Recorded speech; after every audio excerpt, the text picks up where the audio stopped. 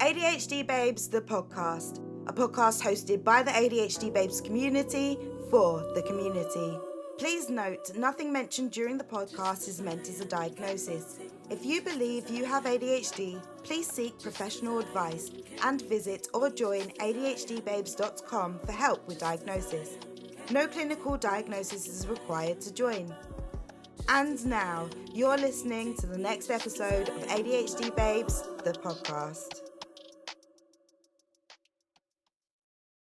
Hello, and welcome to the new episode of ADHD Babes, the podcast. Today's episode is hosted by me, Beza, and I have the privilege of speaking with Dr. Ayana Gibbs, a distinguished psychiatrist with over 2 decades of experience. She is licensed to practice in both the UK and Barbados. She completed her PhD at the Institute of Psychiatry, Psychology, and Neuroscience, focusing on emotional processing in psychotic and mood disorders. Currently, she focuses on adult ADHD and women's health, particularly the connection between menopause and ADHD symptoms. And here at ADHD Babe, she's actually been providing a free diagnosis each month. Thank you for being here with us, Ayana Gibbs, and welcome to ADHD Babes, the podcast. Thank you so much for having me. It's a pleasure. Of course. And I hope I got everything correctly. And I would love for you to speak about, I guess, your own background and your interview of, and I welcome you to speak of anything in your background before the main questions. Well, I think the main thing maybe to highlight from a sort of cultural context is that I'm a Guyanese Bajan Brit. So I grew up, I was born in Guyana. My mum is Guyanese and my dad's from Barbados. And then I grew up in Barbados and then eventually left to go to medical school in the UK. So that's where the Brit bit comes in. And so I eventually decided to train in general and forensic psychiatry, in fact, and that was at Maudsley Hospital in London. And so that's where I ended up. And so I've been practicing for, as you said, just over 20 years in various contexts. So clinical practice in the NHS, in prisons, research, teaching, and also in the pharmaceutical industry. I've been involved in drug development. So I've got quite a broad perspective on psychiatry and neuroscience, but it's really in the last 6 years that I've been focusing on ADHD in adults, and particularly the experiences of women who I've been seeing in increasing numbers, and particularly Black women. So with the collaboration with ADHD Babes, and I can talk more about that, I have also now decided to write a book on specifically ADHD in Black women and their experiences. That's really awesome. I'm going to also give you some time to speak about your book later on. And so we're really thankful to have you at ADHD Babes. And I wanted to, ask you if you could tell us a little bit more about your work with ADHD Babes and the importance of providing culturally sensitive education and also free diagnosis for individuals with ADHD, and particularly Black women at ADHD Babes.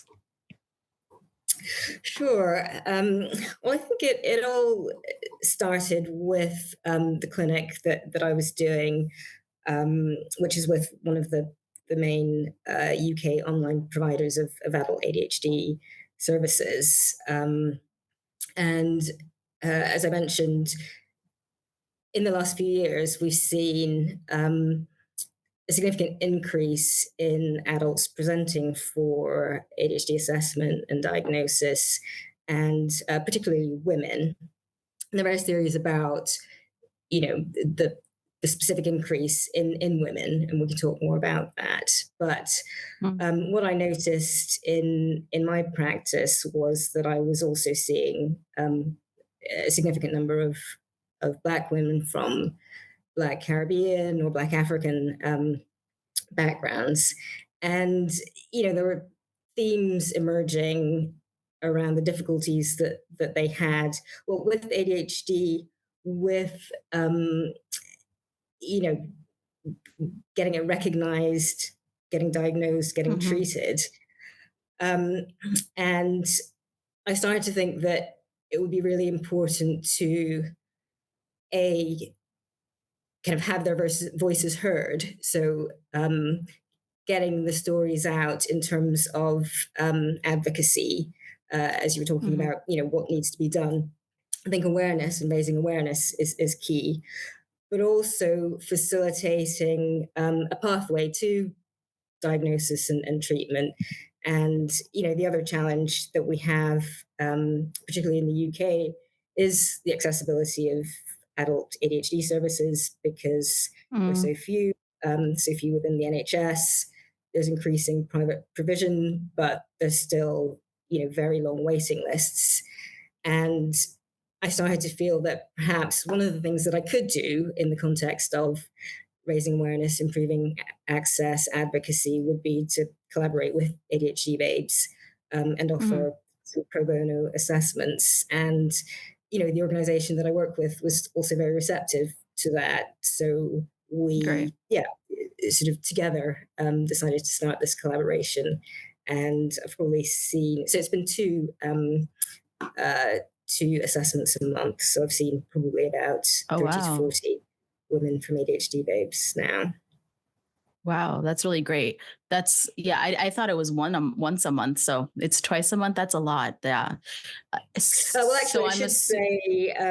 Sorry. I was just going to say that. Well, sort of, I had various discussions with Viv, the founder, and while we initially agreed to provide one pro bono a month, they actually managed to get some crowdfunding, so they support unpaid assessment. So actually, that's how it works out to two per month. Wow, that's amazing. So I'm assuming not all of them are in person, and so I think that's also something that you also advocate for, which is telehealth or virtual care. So how has the pandemic, I guess, shifted that landscape for care? And have you always had that mindset of telehealth is important, or I guess, how did that come about? Yeah, so I have been interested in telehealth for quite a long time, and in fact, the organization that I work with is a telehealth organization, Telepsychiatry, and it was actually set up well before the pandemic, so around just before 2010, I think it was, as an exclusively telemedicine organization, and sort of, improving access to mental health assessment and treatment by psychiatrists, so that you could, for instance, have an assessment in the comfort of your own home. There weren't issues around geographical barriers, and you didn't have to travel. And so that was sort of the founding principle, if you like. And I guess it's really taken off, in a sense, in the post-pandemic context, where many services, medical services, and not just psychiatry, although I think psychiatry, psychology are very well suited to remote or online practice, but many services had to shift to a remote or online model. And so there's been a significant shift in terms of the perception and acceptability, of telehealth. And so I think you could say it's both. Accessible absolutely. And ability. Yeah. And I think, the other sort of aspect to my, I guess, interest, practice, advocacy is service provision in the Caribbean in particular, where, I think for many years, decades, in fact, we've really struggled with mental health, in terms of awareness, in terms of stigma, and, in terms of access to mental health professionals. And, when you're looking at a sort of geographical region like that, where you've got, small numbers of professionals across the region in different countries, there's a real opportunity as well to sort of pool resources and use telehealth online services to kind of make mental health services more accessible, particularly in those settings where, there aren't any or there are very few psychiatrists, psychologists, etc. Yeah, that's really amazing. And I'm assuming folks that haven't been able to haven't had access to a psychiatrist are able to kind of get that through ADHD Babes, and they don't have to wait for the NHS and the wait list and all that. Would that be the same process for them as well to get the assessment through you? Well, I guess there are a number of different kind of aspects to the different settings. So, for instance, in the UK, the organisation that I work with provides services to mainly the NHS, and that's also through a right to choose pathway. So people are referred for ADHD assessment, and then there is a waiting list, and they go through that process. The collaboration with ADHD Babes is a small service, and it's something that I take on independently. And it's not intended as a queue jumping exercise. It's more about sort of, I guess, addressing the imbalance in terms of service provision, particularly for people from Black and ethnic minority groups. So, that there's the regular or traditional service pathways, and the work with ADHD Babes sort of dovetails with that, but is an initiative that, is additional to what's available via the regular NHS pathway. In the Caribbean, it's different. This is a service that I'm now looking at setting up separately from the UK organisation, which is Psychiatry UK, in fact. And so that would be a Caribbean clinic. Wow. That's really amazing. Wow. Okay. And then that's going to be in person, I believe, or is that? No, mostly? so everything online, and that's and I think that that's in a way the sort of the unique selling point, if you like, that these kinds of services aren't particularly readily available in person or online in the Caribbean, particularly specialist services like ADHD and hormone health. And then the online component kind of brings that accessibility. So, you're not having to travel to see a practitioner, and, you're able to see someone even if they're not available, in your country of residence. Interesting. Yeah. Because I hear a lot of folks that mainly for physical disabilities, they'll maybe travel to America or the UK to get those services. But I'm like, what do folks do when they are not able to do that? But also when it's a mental health disorder, or, like, are people allowed to just go and treat that? And so I feel like it's to have that in your home is really amazing process. So that's going to be a really amazing process. Do you know when that's going to come through, or? We're looking at launching later this year. So around October time, that's in time for sort of various awareness months and days, like ADHD awareness and menopause awareness. And it's essentially going to be a focus on adult ADHD and hormone health, those two areas, essentially. Is there a focus on class in that way for who is able to get the services, and is there like a payment accorded to it? Like, I guess, how would your Caribbean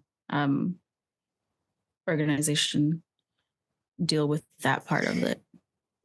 Yeah, so that's a really great question. And in addition to the challenges around the lack of resources, just in terms of, well, human resources, in terms of, specialists, there is a challenge with accessibility for services as well. And I don't want to talk about the Caribbean necessarily like it's a single entity, because, there are differences between the islands as well. And then particularly if we're thinking about English speaking versus other parts of the Caribbean. But in general, health provision is paid for. There is some public provision, for instance, like an NHS, but that is very limited. So the majority of people will either have health insurance or pay out of pocket for services. And and so of course there is a class element, and so then we're thinking about it being the middle class and wealthier that can potentially afford to access these services, particularly if they're going to be provided on a fee paying basis. So what I really like to be able to do ultimately is something that's not dissimilar to the collaboration with ADHD Babes. So, having a service that is paid for and funded, that enables a certain number of pro bono patients or clients to be seen. And I think that that's also potentially attractive for the people that might use the service. The idea that not only are you able to receive this service, but you can contribute to, someone else that perhaps is less fortunate in terms of resources, also being able to access it. Great. That's I hope that you get sponsorships and all of the help that you need in order to create that access. And so I know that you're an adult ADHD specialist. So I was diagnosed as an adult via telehealth. So I guess, what do you believe is the major distinction between diagnosing adults with ADHD versus children?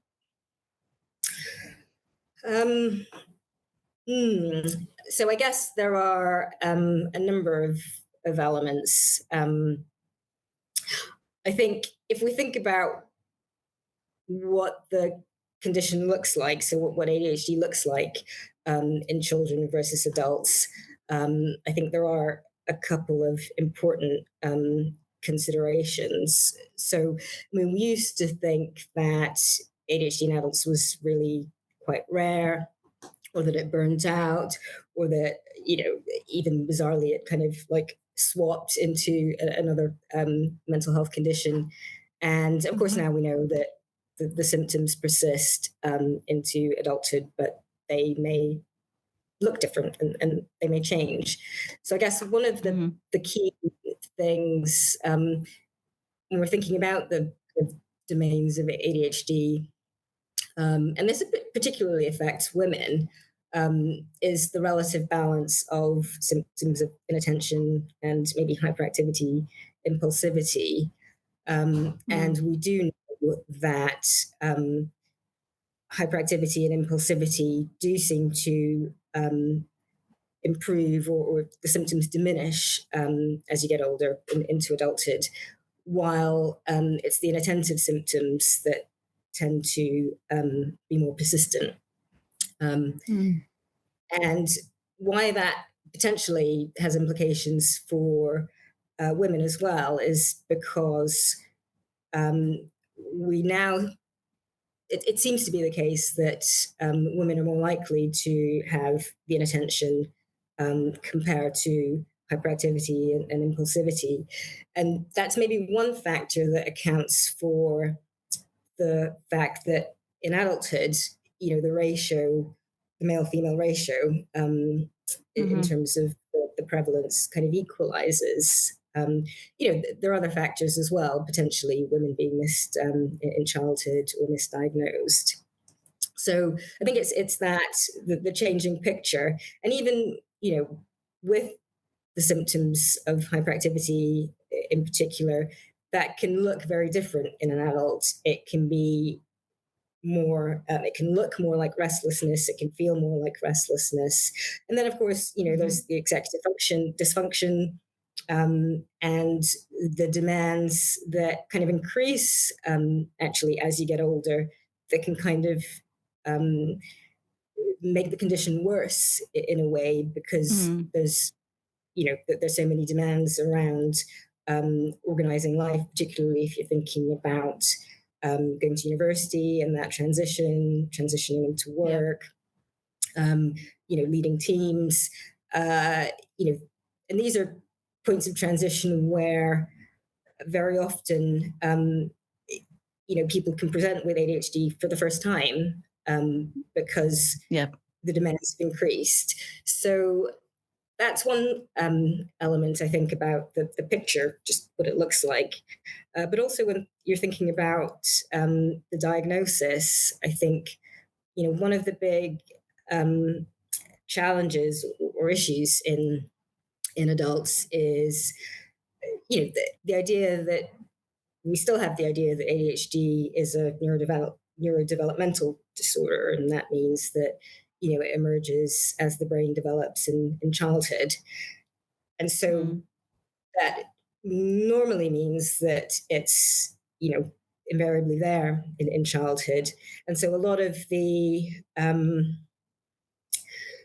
diagnosis in adulthood in terms of the criteria also rests on establishing, that ADHD, and certainly some of the symptoms were there in childhood. And that can be, I think, really difficult for adults, and particularly if, when we're thinking about older adults as well, and getting for the individual themselves, kind of remembering what they were like in childhood, particularly if they were reasonably high functioning and actually maybe didn't have too many difficulties in childhood, then that childhood history can be really difficult to establish, and also getting a reliable informant, someone, a parent,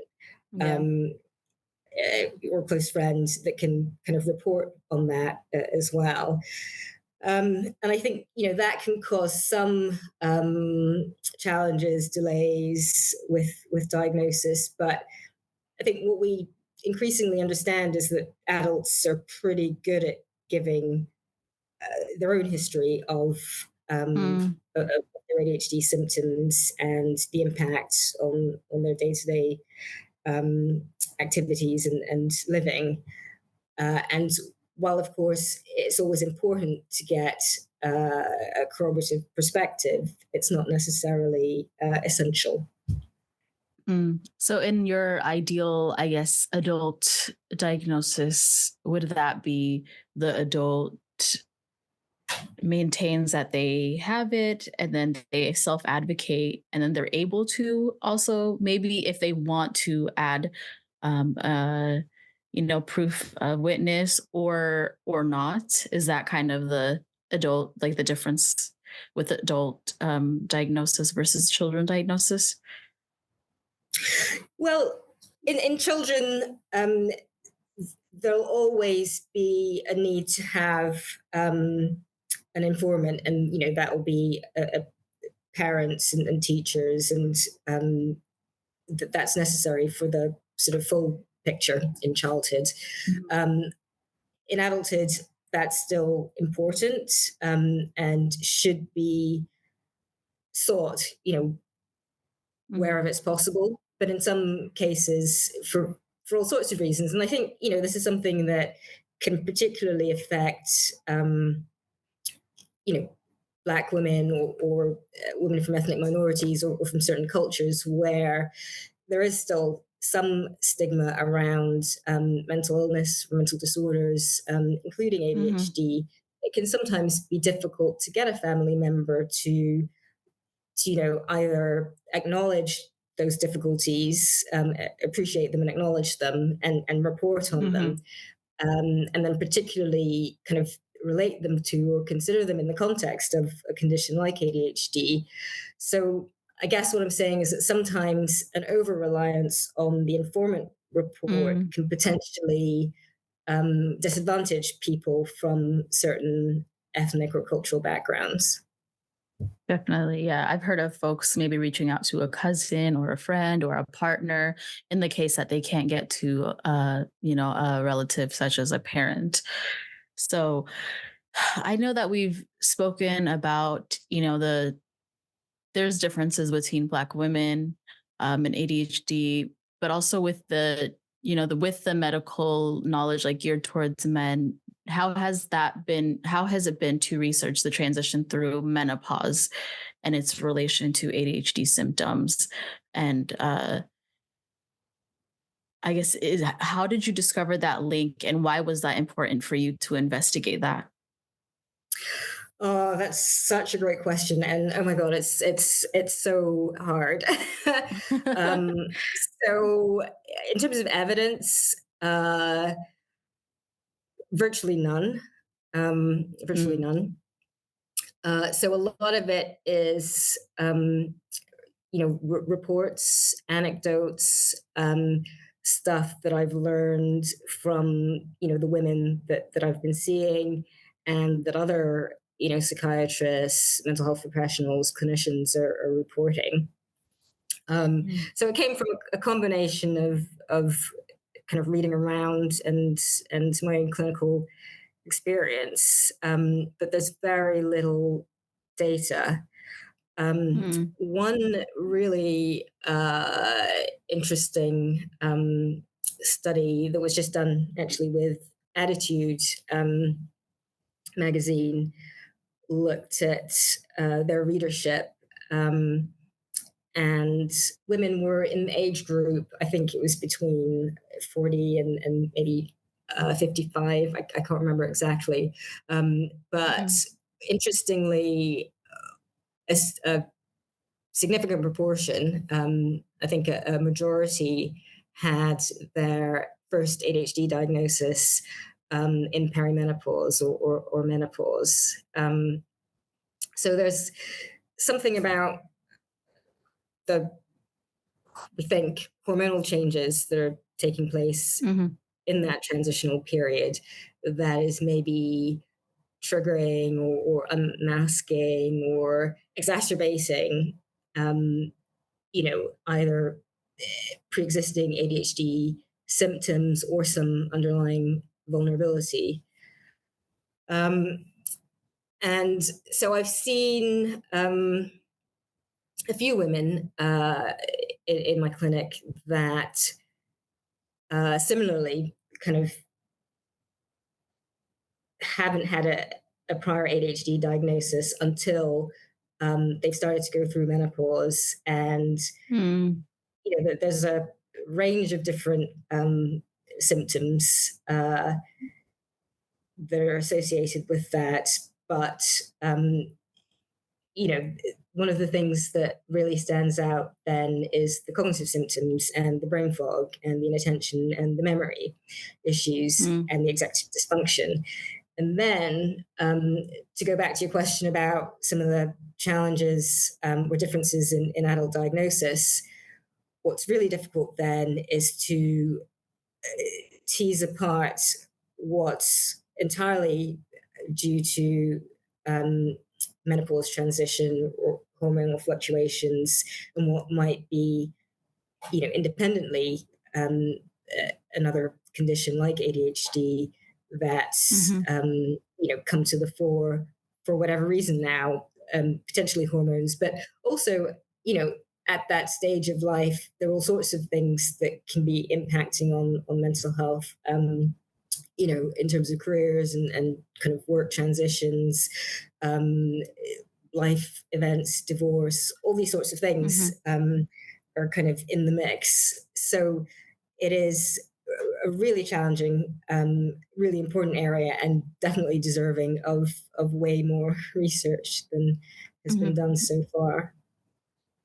Definitely. And there not being much data doesn't mean that it doesn't exist. It means that just there isn't enough information, like from folks that have been able, like who's able to be sponsored to study that. And there's like, those different type of things where the data probably exist. It's just the people that are trying to access that data, there might be barriers to get to that. So I'm really happy that you're able to get onto that research. And I think I could be a testament to as well, like with periods related to, because I'm 26, but I know I had a struggle with like PMDD and ADHD. I didn't realize that link until I realized that I had ADHD.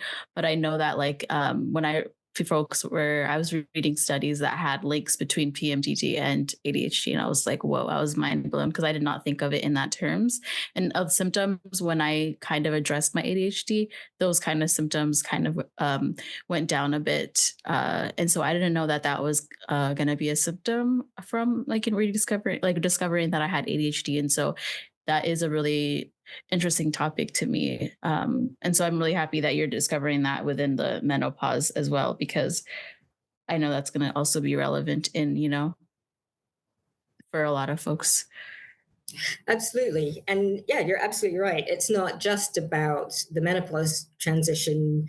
There's the kind of hormonal fluctuations throughout life for women. And actually, we're seeing to some extent even potentially men, but certainly for women, there's this, there seems to be some suggestion that ADHD symptoms can emerge for the first time roundabout when menstruation starts, and subsequently, like you said, there's a subgroup of women that have really significant worsening of their symptoms in the premenstrual time, or just the few days just before the period. And we still don't know a lot about why that is, and particularly the management. And a lot of what we do is guided by some anecdotal reports or trial and error.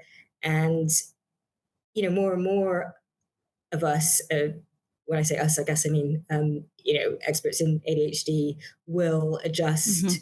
We'll be thinking about adjusting medication in that perimenstrual period, but it's not so widely known or practiced, and ultimately there isn't an evidence base for it yet either. I mean, it kind of makes intuitive sense, and it does seem to work for a lot of women, but there's way more research that needs to be done.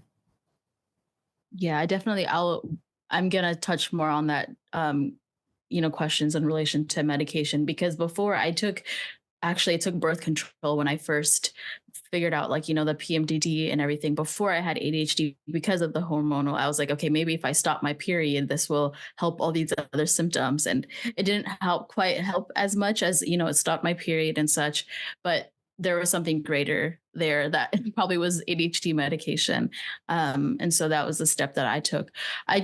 When you were saying in regards to men as well, I guess I know ADHD Babes is also for non-binary folks. Is there a way that you address that in a way in regards to gender or I guess I just wanted to ask if there was any other, I know there's folks with vaginas that don't really or have menstrual cycles that don't identify as women. Is that something that you also explore as well? Yeah, so that's another great question or consideration. So I guess so far when I've been talking about women and men, I've been talking about, gender, biologically assigned sex, essentially at birth, and the biology that comes with that, particularly thinking about things like hormonal fluctuations, which, regardless of how you identify, will potentially have an impact if you are biologically female at birth. Then I think there's a whole area around the impact of gender and gender identity, and both of those being far more like social constructs on how ADHD maybe manifests, and then the implications of that. And again, hardly any research.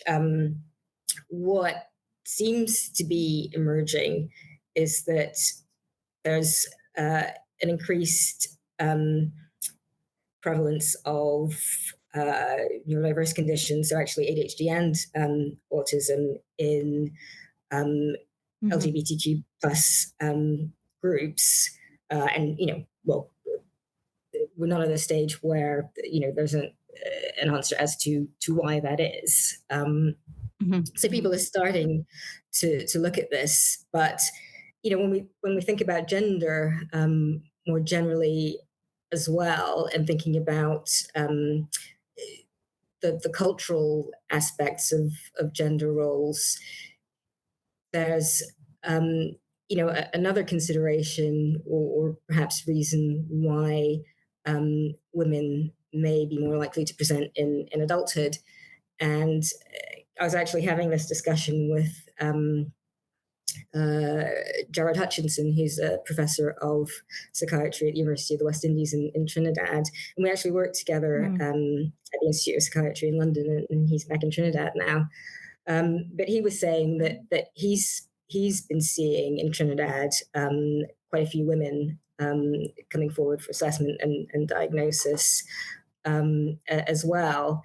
And in the sort of Caribbean cultural context, where still, and it's not just the Caribbean actually, but women are expected to fulfill certain roles in the home, like looking after the kids, sorting out the meals, just the social calendar, and still do full-time jobs.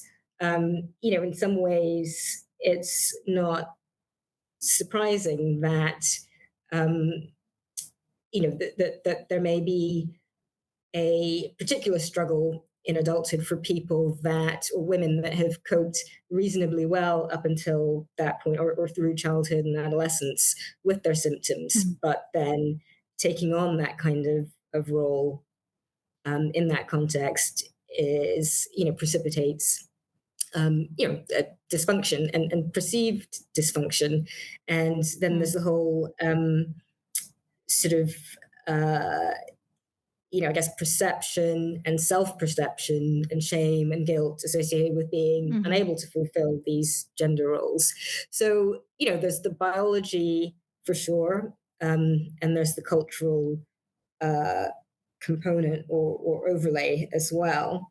And then I guess, you're asking about men as well. And again, little researched, but there is this suggestion that it's not just women that may, or, biological sex determined women that may experience hormonal impact on ADHD symptoms.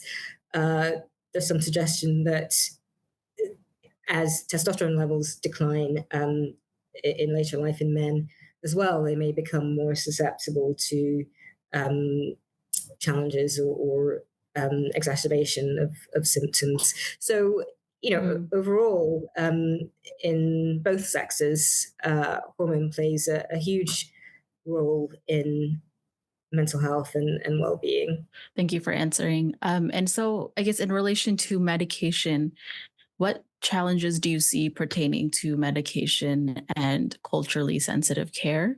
How, I guess I know in the Black context, and maybe Caribbean as well, there's I guess I know that, personally there is a thing about, maybe don't take medication for it, see how you can do it without it. I guess, how have you approached that in your research through medication? Well, I haven't done a great deal of research into medication and ADHD in that context, although I think a great piece would be to start to look at perceptions around ADHD and medication. But I think one of the factors, or one of the key factors, if we're looking at sort of more low resource settings or the Caribbean, is around availability. And then, there is the stigma piece. I think it's probably important to say that in terms of the evidence, the most effective treatment or treatments for ADHD are medication, generally speaking. But there is, of course, a huge role for other forms of therapy, including psychoeducation and kind of, developing awareness and knowledge of the condition, through to more formal therapies like cognitive behavioral therapy. So there's a role for all of that. And again, I come back to the issue around availability. And ADHD medications, mainly stimulants, are available in the Caribbean. But the range is really quite limited. And then there's equally the stigma around mental health medication, taking medication, and then particularly because the most effective treatments or medications for ADHD are stimulants, there's another layer of that type of medication. So I think these are potential issues and barriers to overcome. And for example, in Barbados and potentially other islands, amphetamines aren't available for various reasons. So there are challenges around awareness and education and stigma, and then simply from a practical point of view, the availability. Yeah. Interestingly, I take a non-stimulant, and I think that's kind of like not rare, but I think I always hear ADHD in the context of stimulant. And so it's interesting how so many medications exist. I was thinking as well, I know you're also in the academic landscape and the medical landscape. I guess, how has those two together, the academic medical landscape, changed in regards to ADHD education? And are there any ideas that you've been surprised by at conferences that you've attended? Oh, wow. It's really, really interesting. So I recently went to the APSARD conference in Orlando, and that's the American Society for ADHD and related disorders. And I think that the thing that's really, or the things that are really coming to the fore in terms of emphasis and research are to do with ADHD in adults, and how to define the boundaries of ADHD in adulthood, because of course it's something that's sort of dimensional. So there's a whole spectrum of potential symptoms, and where do you apply the cutoff that says that this beyond the symptom severity or similar is ADHD, and below it's not. And I think that's a really, I guess, hot topic for discussion, and an important topic, and particularly in the context of the current climate, where there is certainly in the UK and also in the US, but quite a lot of concern in the wider kind of community and public about, increasing diagnosis rates, and is it too easy to get an ADHD diagnosis? And these kinds of narratives that are sort of playing out in the media. And so that's something that I think is particularly important for the academic community to engage with, because I think ultimately it's about outcomes. And so, if we define this spectrum as ADHD, and then we apply certain interventions, whatever they are, what are the outcomes? And if we can show that the positive outcomes, or the outcomes with interventions in that group are better than without intervention, then I think that's what needs to be considered, rather than a sort of arbitrary, we don't want too many people to be diagnosed with ADHD kind of approach. Yeah. So there's that. And again, and we've talked about ADHD in women, and that is a huge focus. And certainly all of the conferences that I've attended recently have had several sessions on, the importance of recognizing ADHD in women, and particularly around the relationship between ADHD symptoms and hormonal fluctuation. So certainly all of the conferences that I've attended recently have had at least one, but usually more than one session on ADHD in women in particular. And there is quite a lot of active research into the impact of hormonal fluctuations on ADHD presentation and the course, and also treatment. And it's not just on the agenda. There's huge interest as well from the attendees, because it's something that we're all seeing in clinical practice, and really keen to not just share experiences, but ultimately sort of contribute to the evidence base as well, that's going to support some consensus around how these issues are best managed. I definitely see just a lot of new discourse about I guess is there an overdiagnosis of ADHD, and in like, where are the Black women with ADHD coming from? And it's more about accessibility rather than an overdiagnosis.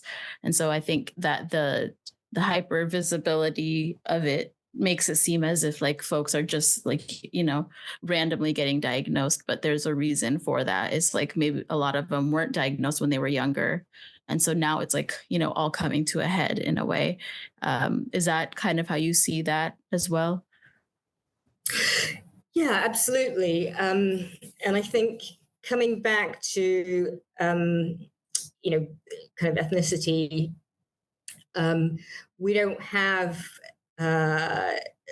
really data or research in the UK on, the prevalence of ADHD in Black communities. And a lot of the recent research that's emerging is from the US. And I guess over the last couple of decades, there's been various inconsistencies, and some studies have suggested that it's overdiagnosed. And we're mainly talking about children and adolescents because there's not that much research on ADHD in adults still. But yeah, that in Black communities, there's overdiagnosis. Some studies have suggested maybe underdiagnosis.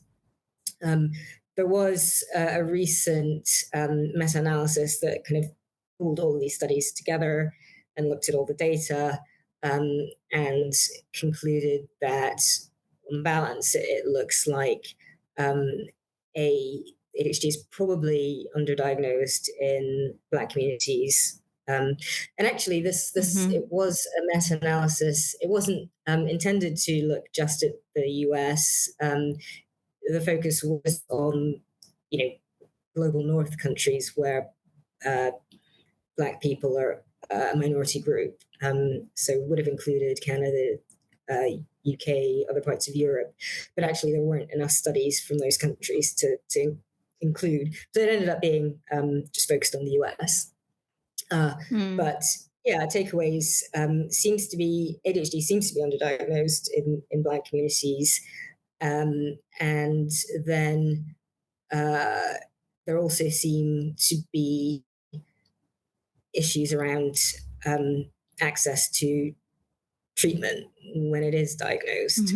So I think certainly coming from the ethnic minority or Black community perspective, it's more of an issue of under-recognition, under-diagnosis that is beginning to shift, but still needs to shift quite a bit more.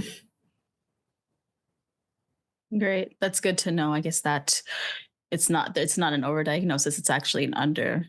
And I think that will also help folks in that discourse when they feel maybe like, oh, ADHD, like, when people don't take it as seriously, they're like, oh, everyone's just getting diagnosed, or, everyone has ADHD, and that's not really the reality of that. And so I know that you spoke about writing a book, and I think that's also related to Black women and neurodiversity. Are there any other works that in progress that you'd like to discuss, or is there anything about your book? I guess, I'll give you a free moment to, let us know what that book will be about. Yeah, so thank you for that. I think, the key message as far as the book is concerned is that, regardless of race or gender, I think ADHD is a serious condition that needs to be taken seriously in terms of diagnosis and service provision and treatment. And, just coming back to what you're saying just now, that really it can knock 10 years off life expectancy.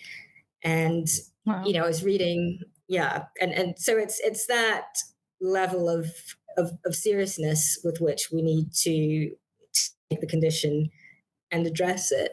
And I was reading an article in The Economist not long ago about mental health kind of generally, and sort of lamenting, the sort of medicalization, if you like, of life difficulties, and suggesting that, more minor mental health conditions are kind of detracting and diverting resource from, the severe end of the spectrum, like schizophrenia and bipolar disorder, where, life expectancy is reduced by 15 years.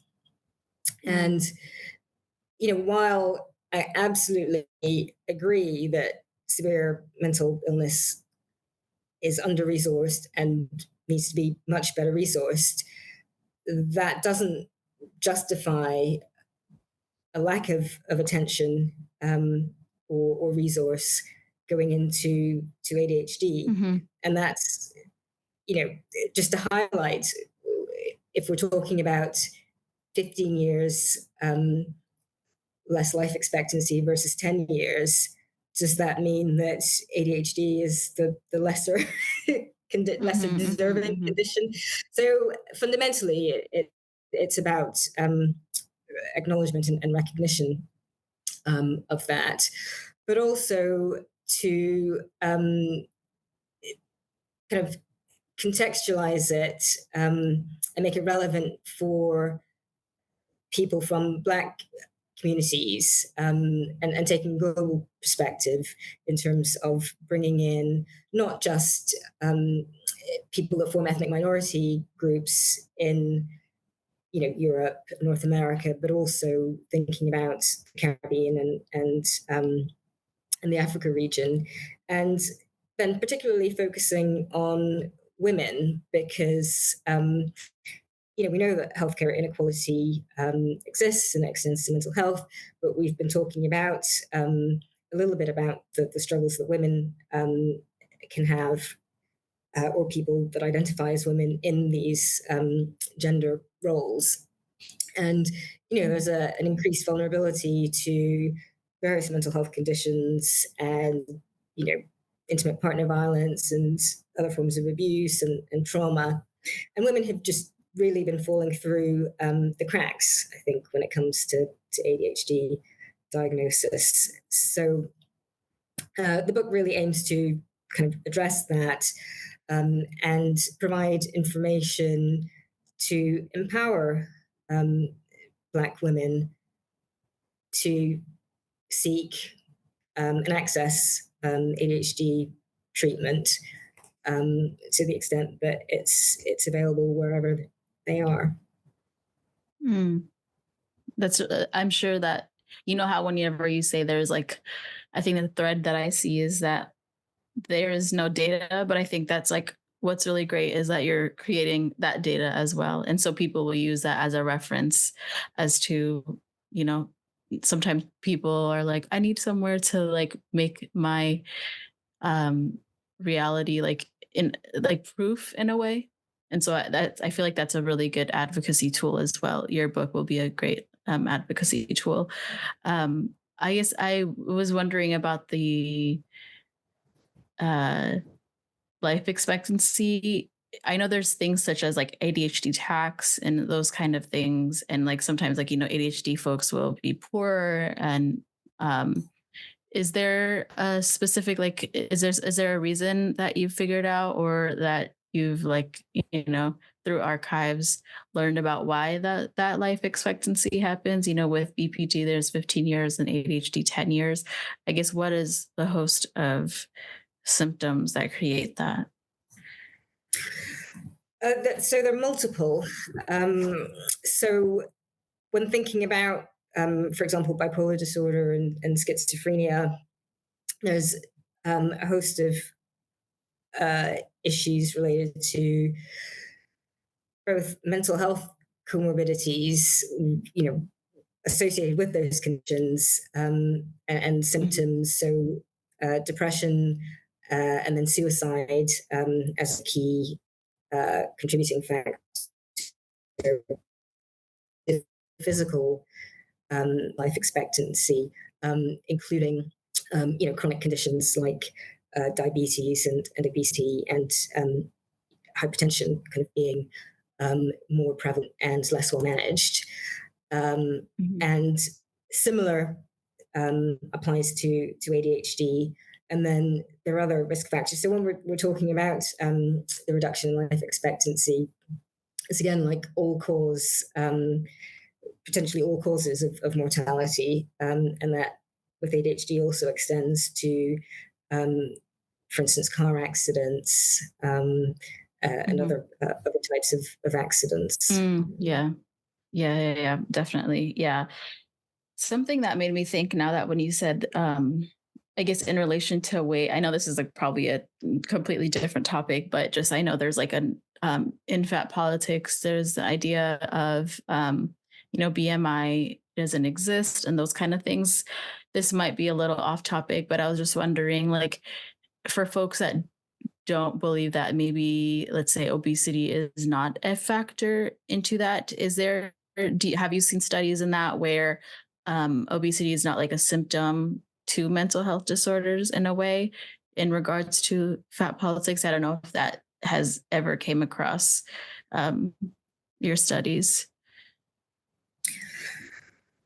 So if I understand correctly, so when we're thinking about ADHD and associated consequences or comorbidities, the data do show that there's an increased risk, or there's an association with obesity.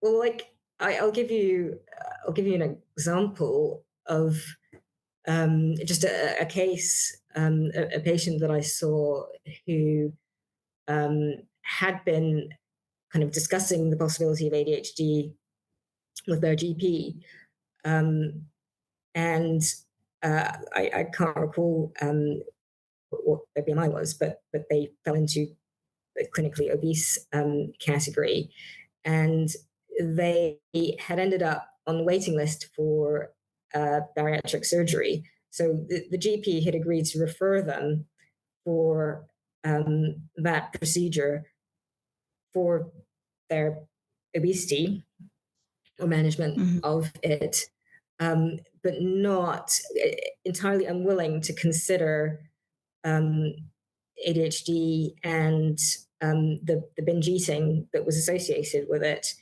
as a potential contributing factor worthy of further investigation and treatment. And I just find that extraordinary. I guess that was my thought of how anti-fatness plays into the part of seeing, like, because you're fat, this is what you need to do, instead of like, what are the actual like layers here? Because I know folks that are fat. Yep. Folks that are fat, they say that like when they go to the doctor, it's always their weight that's like seen as the thing rather than the actual like factor at play, and that their weight is not really the thing that's contributing it to them personally, but that's what the doctor sees it as. And so I guess that's kind of what I thought about. Yeah, and I'm really glad that you mentioned that, because I think that that's another area where that's particularly relevant for people of African descent, for Black people, Black women, greater risk of obesity, hypertension, diabetes, and kind of not looking at some of the potential contributing or causative factors like ADHD does a huge disservice, I think. And again, I think it's also about increased awareness within communities, as well as from healthcare providers. Definitely. I think there's just that thread of there needs to be more knowledge about different subjects. And I think like, what do folks want to study as well, I think, and what is advocated in their studies, and so it was really, I want to also do a little, recap of, I think, as I said before, I think a lot of the thread is that the data doesn't exist, but we do see the factors that they do exist. And so you're trying to create like a pathway for that. And adults with ADHD are often, there needs to be an increase of awareness with ADHD rather than just focusing on, having children and having a parent, be your advocate, but seeing that there's an option for the adult to advocate for themselves as well, and to be believed as a person with ADHD. And your book is addressing that as well. And there's just a lot of factors, like life expectancy, accessibility, telehealth. And I know that you did telehealth before even the pandemic, you said around like 2010 as well. And there's like the menopause, the data is not as much there. And there's also gender roles. And so there's a lot of different topics that are in relation to ADHD and the medical landscape. And so I think, is there anything that I believe I found a lot of it interesting, but is there anything in particular that you would like to leave our messengers with in relation to the messaging? I think one of the things that we maybe haven't touched on is around high functioning ADHD. And actually, that's another topic that's emerging and increasingly discussed in the academic communities. And I think, there's still this perception, in the wider community, but also for healthcare professionals, that people that are high functioning can't have ADHD. And so, I will see people who've been told by their GP, for instance, that, well, they've got 8 GCSEs, they can't have ADHD. And I think, that this is something that I do think has the potential to disproportionately impact Black people, people of African descent, just given the legacy of race science and the role of perceptions around intelligence in that. And I think maybe, as a Black person and a Black woman, if on the face of it you seem to be, functioning well or reasonably successful, it's maybe very difficult to imagine that you could be more successful, and that actually maybe you're not reaching your full potential because of, something like ADHD or some other neurodiverse condition or disability. And I think that's another factor that really needs to be considered, brought to the fore, just understood within Black communities, and also for health and other professionals that are engaging with and interacting with those communities when it comes to, things like potential unconscious bias that impacts on providing culturally competent or responsive care. Definitely. And also there's, that understanding of Black people have to be strong, or, like the whole like Black excellence ideology and those kind of things that, that people say, oh, you have to work twice as hard. And so those, along with ADHD, I definitely see that creating like an even greater, barrier to getting addressing your ADHD. And so, Dr. Ayana, I really do appreciate you joining us here at ADHD Babes, and all your, the work that you're doing, getting folks diagnosed. And I wanted to let you, tell our audience how folks can get in touch with you, and if you use social media or any other platforms. Yes, so I am on various social media platforms, and my personal website, drayanagibbs.com, will soon be up and running. So you can, that will be the one-stop shop to contact me. Great. And I hope folks get her book once it comes out. We'll definitely have to support you. I'll be happy to come back and chat more. Yeah, definitely. Yeah, we'll definitely. I'm sure there'll be a shout out to you on the Instagram once your book comes out as well. Just let us know when that comes out. And so thank you for joining me from Barbados, and I'm in the US. And so this international virtual worlds combining, and I'm really thankful that I was able to meet you. And you were able to talk to us here at ADHD Babes. Yeah, likewise. Great to Thank meet you you. too. To support our podcast, please spread the love and share with other ADHDers. If you'd like to join ADHD Babes or learn more, you'll find the links to our website and social medias on the show notes, as well as visiting ADHDBabes.com. Thanks for listening. If you like today's episode, please feel free to follow so you don't miss future episodes. Also, review our show to help us grow and let everyone know your thoughts. Thank you. Thanks for listening to this episode of ADHD Babes, the podcast. If you're a Black woman or non-binary person and need help and support in managing your ADHD or advice on diagnosis, please visit ADHDBabes.com. No clinical diagnosis is required to join. Join us in 2 weeks for a new episode. Until then, all the love from the ADHD Babes team. Just as I am, can you take me just as I am?